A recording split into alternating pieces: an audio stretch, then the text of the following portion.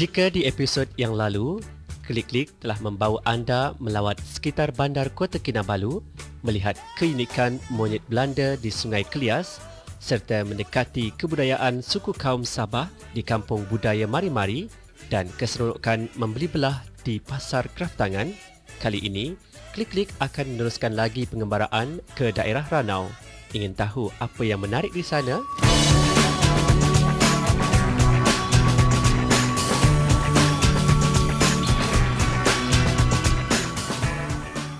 Ranau ialah sebuah daerah yang terletak di bahagian pantai barat utara negeri Sabah.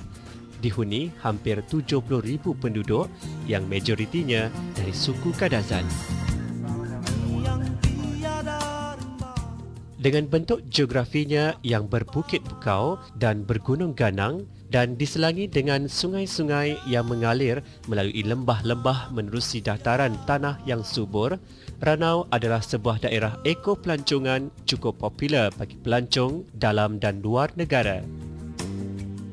Di daerah ini, terdapat sebuah pekan kecil yang paling hampir dengan Gunung Kinabalu, iaitu Kundasang.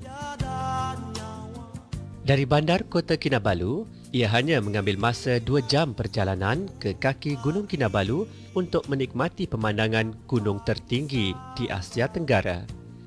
Di sini juga terletaknya Taman Negara Kinabalu. Taman ini diiktiraf sebagai tapak warisan dunia dari Pertubuhan Pendidikan, Saintifik dan Kebudayaan Bangsa-Bangsa Bersatu UNESCO pada tahun 2000 kerana nilai universal luar biasa dan kepentingannya sebagai tapak biologikal dunia.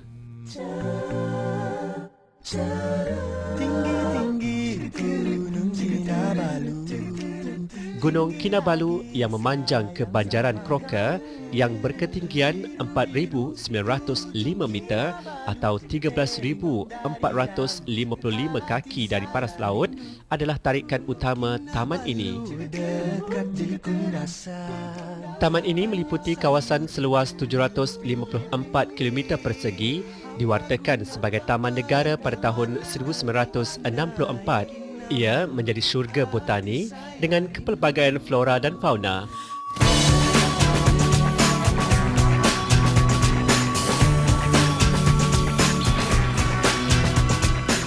Bagi memulakan pendakian, pendaki dikendaki mendaftar dan mendapat permit mendaki di Pejabat Taman Kinabalu.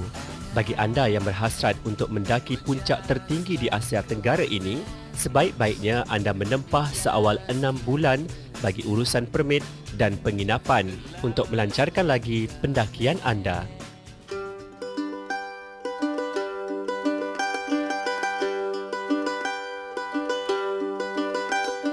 Waktu mula mendaki dibuka jam 8.30 pagi sehingga jam 12.30 tengah hari. Terdapat 2 pintu masuk untuk ke puncak Gunung Kinabalu, iaitu Mat Silau dan Tim Pohon. Sekarang saya berada di Tim Pohon Gate, antara laluan pintu masuk utama para pendaki ke puncak Gunung Kinabalu.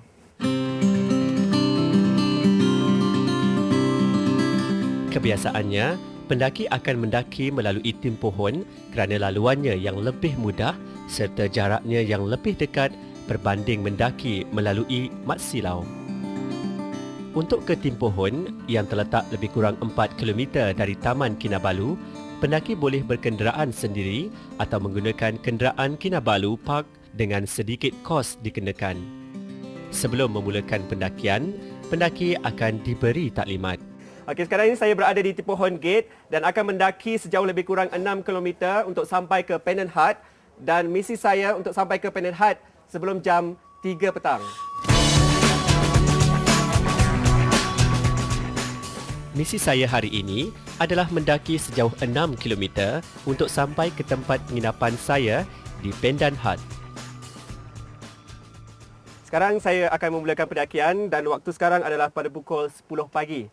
Harap-harap cuaca baik. Untuk sampai ke Laban Rata, terdapat 7 pondok yang disediakan untuk pendaki berehat, melepaskan lelah serta ada kemudahan tandas dan juga air.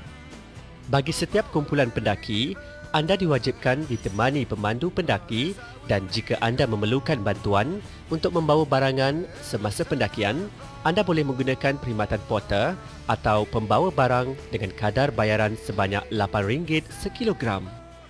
Untuk pendakian ni, bersama dengan saya adalah Ramin yang akan menjadi guide saya mendaki.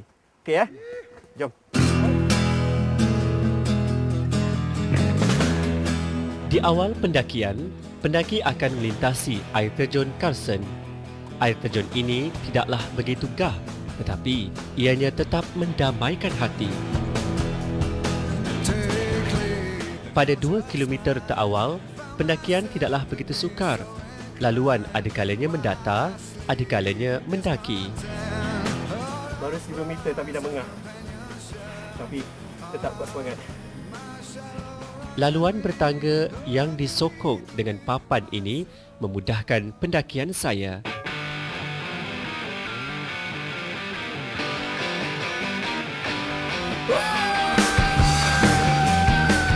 Melepasi 2 kilometer seterusnya, jalan yang saya lalui penuh berbatu dan laluan agak licin kerana sehari sebelum pendakian saya, cuaca di sini hujan 2 hari berturut-turut dan saya mengharapkan hari ini cuaca baik dan cerah agar pendakian saya berjalan lancar.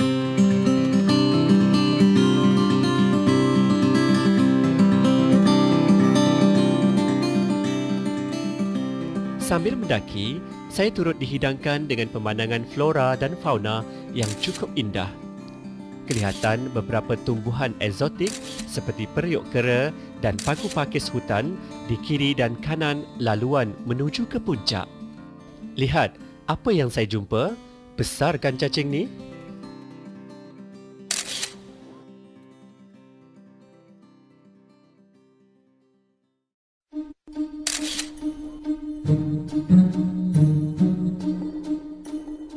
Penyakit akut gunung atau dikenali sebagai high altitude sickness merupakan perkara yang sering terjadi kepada pendaki. Sakit kepala, rasa mual, hidung dan mata yang berair merupakan simptom-simptom terjadinya penyakit akut gunung. Oleh sebab itu, para pendaki disarankan agar mendaki dengan lebih tenang agar dapat menstabilkan oksigen yang semakin nipis. Kawalan mental merupakan elemen yang paling penting bagi setiap pendaki. Ini kerana aktiviti pendakian yang begitu memenatkan sering membuatkan seseorang sentiasa berasa putus asa untuk meneruskan pendakian. Pakaian dan kasut yang sesuai juga amat membantu dalam aktiviti pendakian. Mana tidaknya, cuaca yang sejuk ditambah lagi mendaki hampir beribu langkah pastinya menguji ketahanan fizikal dan mental anda. Bekalan air mineral sangat penting bagi anda yang mendaki. Apatah lagi pertengahan jalan. Dan saya nampak puncak gunung semakin jelas oleh kerana cuaca yang sangat baik sekali. Sana tu. Setelah mendaki hampir 5 kilometer, puncak Kinabalu dapat anda lihat dengan jelas sekiranya cuaca baik dan tidak berawan. Rasa bersemangat semula apabila melihat puncak gunung yang semakin hampir di depan mata. Pada ketinggian ini, cuaca mula sejuk dan berangin. Laluan di sini cukup menarik. Tangga-tangga berbatu dan pokok-pokok bonsai menghiasi laluan pendaki di samping puncak Kinabalu tersergam di atas. Kelihatan pokok-pokok bonsai yang semakin rendah ketinggiannya. Tumbuh-tumbuhan lain pada ketinggian ini juga agak renek. Ini adalah kerana suhu yang sejuk dan terdedah dengan angin kuat menyebabkan pembesaran tumbuhan di sini terbantut walaupun kebanyakan tumbuh-tumbuhan di sini berusia ratusan tahun. Sekali suara meyakinkan jiwa. Semakin tinggi, semakin nipis oksigen. Pada tahap ini, langkah kaki kian perlahan dan semakin penat dirasakan. Akhirnya, selepas hampir 5 jam mendaki, saya sampai di tempat penginapan saya iaitu Pendant Hut yang berketinggian 3,270 meter.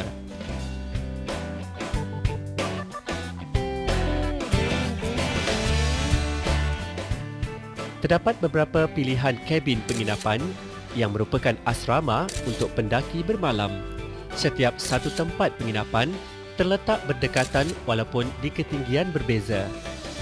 Beberapa kemudahan asas telah disediakan seperti katil, sleeping bag, bantal, tandas dan bilik mandi. Selepas merehatkan diri seketika, para pendaki akan turun untuk makan malam di satu-satunya restoran di sini, iaitu di Lapan Rata.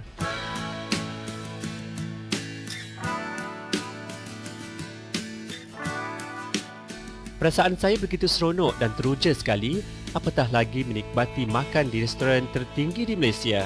Sambil makan makanan yang disediakan, sempatlah juga saya beramah mesra dengan pendaki-pendaki lain. Bertukar-tukar maklumat dan pengalaman pendakian, rata-rata mereka begitu bersemangat dan tidak sabar untuk menawan gunung tertinggi di Asia Tenggara ini.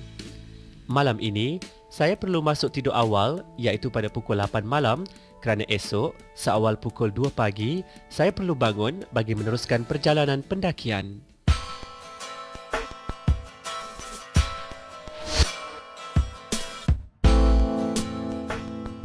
Setelah bersiap dan mengambil sarapan, tepat pukul 2 pagi, saya dan beberapa pendaki lain meneruskan lagi pendakian. Cuaca waktu ini sangat sejuk dengan angin yang kuat, suhu ketika itu mencecah 6 darjah Celsius. Dengan cuaca gelap dan suhu yang sejuk, saya tidak nampak dengan jelas pemandangan sekitar. Dengan bantuan lampu suluh, saya hanya mengikut tali yang dijadikan arah panduan pendaki untuk ke puncak. Anda tidak akan perasan bahawa laluan yang sedang dilalui adalah di lereng gunung yang curam memandangkan suasana gelap. Hampir 2 jam mendaki dalam kegelapan dan kesejukan, akhirnya saya sampai di Sayat-Sayat Hut.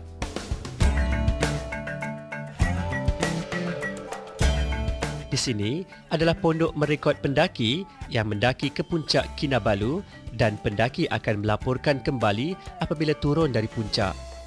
Bagi pendaki yang tidak mampu meneruskan pendakian, boleh berehat di sini sebelum berpatah balik.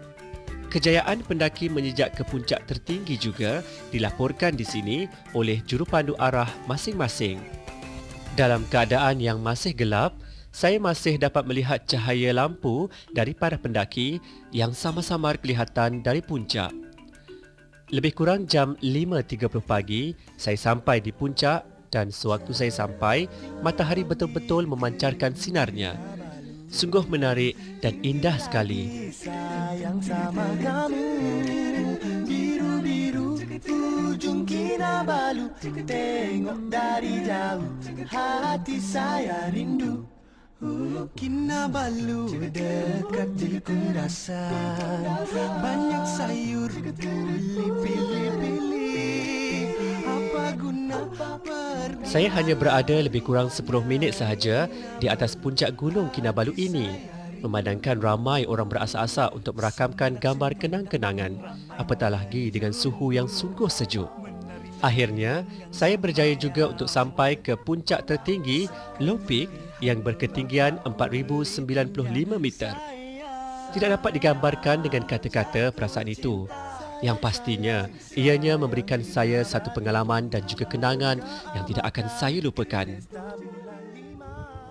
Ya, akhirnya saya berjaya juga untuk menawan puncak Gunung Kinabalu dengan ketinggian 4,095.2 meter dari paras laut. Inilah puncak gunung tertinggi di Malaysia.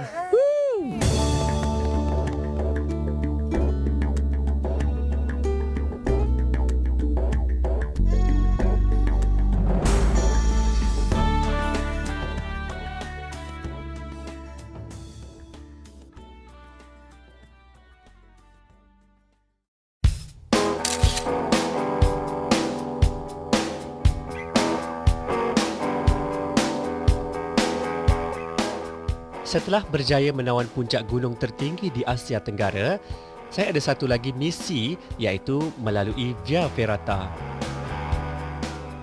Saya dikendaki untuk turun ke Sayat-Sayat Hut sebelum jam 8 pagi. Walaupun masih kepenatan mendaki ke puncak, saya harus meneruskan misi saya ini agar tidak ketinggalan untuk menyertai aktiviti Via Ferrata pula.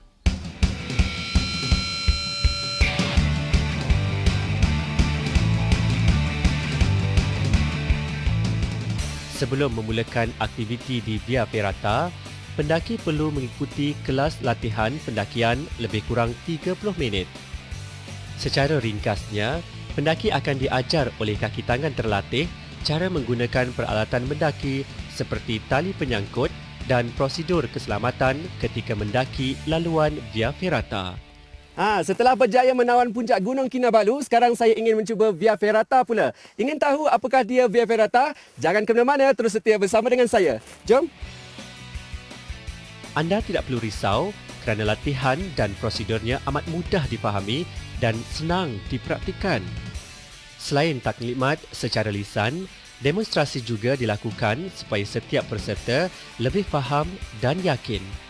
Yang pasti, pendaki tidaklah bersendirian kerana mereka lazimnya disertai sekurang-kurangnya 2 pendaki pengiring merangkap jurulatih yang disediakan dalam setiap pendakian.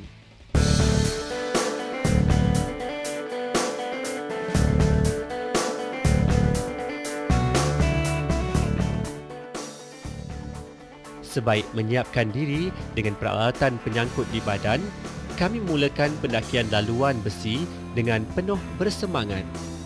Cukup mendebarkan ketika pertama kali mencecahkan kaki ke besi yang pertama. Apa tidaknya, laluan pertama ini sangat curam.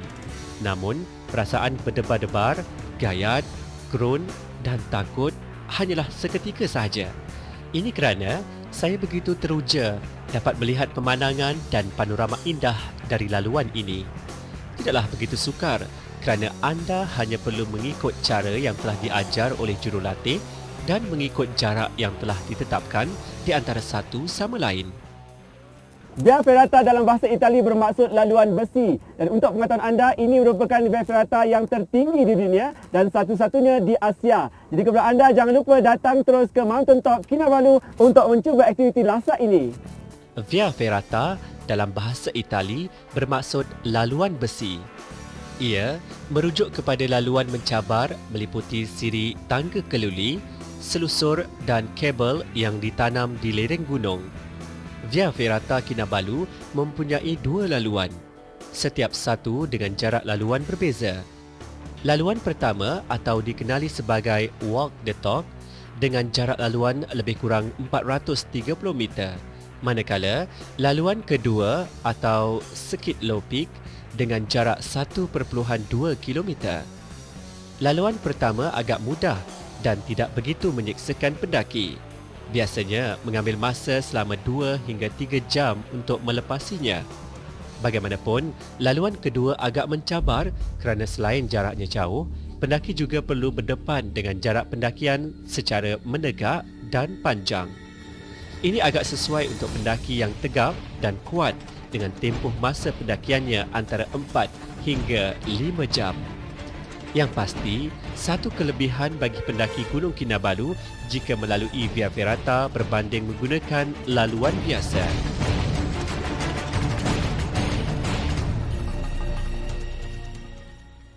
Perkara paling penting dalam aktiviti Via Ferrata ini adalah ciri-ciri keselamatan, di mana anda haruslah mengikut segala arahan yang telah ditetapkan oleh jurulatih bagi mengelakkan sebarang kesilapan ataupun kemalangan kecil berlaku kepada anda. Setelah melewati laluan yang begitu mencabar, akhirnya saya sampai ke laluan terakhir. Memang begitu menyeronokkan dan sangat mengujakan.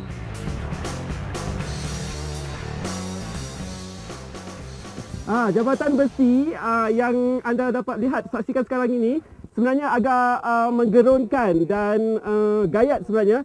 Tapi lupakan seketika perasaan gayat dan segala-galanya kerana inilah keseronokan apabila anda mengikuti Via Ferrata. Keseluruhannya, ada lebih 300 laluan Via Ferrata di seluruh dunia dengan kebanyakannya di Eropah, khususnya di Jerman, Perancis dan Itali. Via Ferrata di Gunung Kinabalu ini sebenarnya meletakkan Malaysia di persada antarabangsa apabila diiktiraf Via Ferrata tertinggi di dunia oleh Guinness Book of Record pada 16 Disember 2007. Apa tidaknya, pada ketinggian 3,776 meter dari paras laut, Ia mengatasi Via Ferrata di Banjaran Marmolada West di Itali yang terletak pada ketinggian 3,343 meter. Lebih membanggakan, Via Ferrata Kinabalu juga adalah yang pertama seumpamanya di rantau Asia.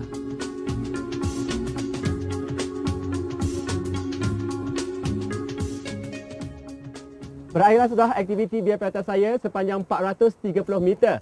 Bagi anda yang ingin mencuba aktiviti ini, ketepikan perasaan takut dan gayat anda kerana Via Ferrata pastinya meninggalkan kenangan yang tak mungkin dapat anda lupakan. Jika anda berpeluang, pastikan anda menawan puncak Gunung Kinabalu dan mencuba Via Ferrata tertinggi di dunia kerana ianya satu kepuasan yang cukup bermakna, apatah lagi di negara sendiri. Pendakian saya di puncak Gunung Kinabalu itu tadi mengakhiri episod Klik-Klik pada minggu ini. Nantikan destinasi yang lebih menarik lagi pada minggu hadapan. Oleh itu, sampai kita jumpa lagi. Klik, klik, bang!